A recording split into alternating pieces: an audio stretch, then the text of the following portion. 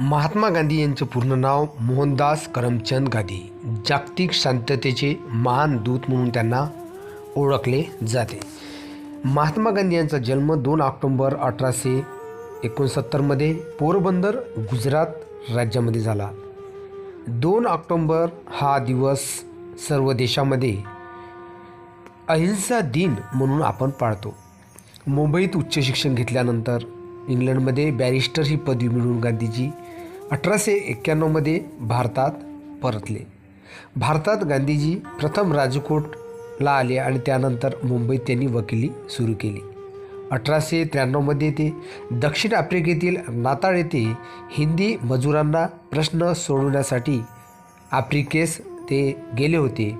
त्यानंतर आफ्रिकेत असताना जॉन रस्किनच्या अन टू धिस लास्ट या पुस्तकाचा गांधीजीवर प्रभाव पडला आणि त्याच प्रभावातून 1914 नाताळ येथे सत्याग्रहाचा पहिला प्रयोग यशस्वी करून ब्रिटिशांनी हिंदी लोकांवर लादलेले अन्याय निर्बंध दूर करण्यासाठी त्यांनी आंदोलन छेडले.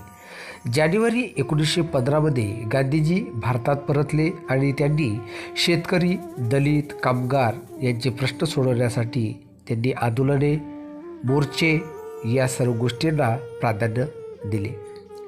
25 मे 1915 रोजी त्यांनी साबरमतीच्या किनारी सत्याग्रहाश्रम हा स्थापन केले.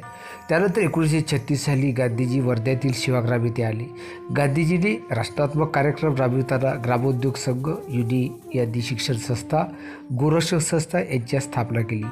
गांधीजींना केवळ राजकीय स्वातंत्र्य अपेक्षित नव्हते तर जनतेची सामाजिक, आर्थिक, आत्मीय उन्नती अपेक्षित होती. यासाठी गांधीजींनी मोर्चे, आंदोलने, वेगवेगळे चंपारण सत्याग्रह, खेडा सत्याग्रह, असहकार चळवळ या सर्व गोष्टी पुढे इंग्रजांच्या या राजवटीमध्ये स्वातंत्र्य मिळवण्यासाठी त्यांनी अनेक प्रयत्न केले. असे महान पुरुष महात्मा गांधीजी.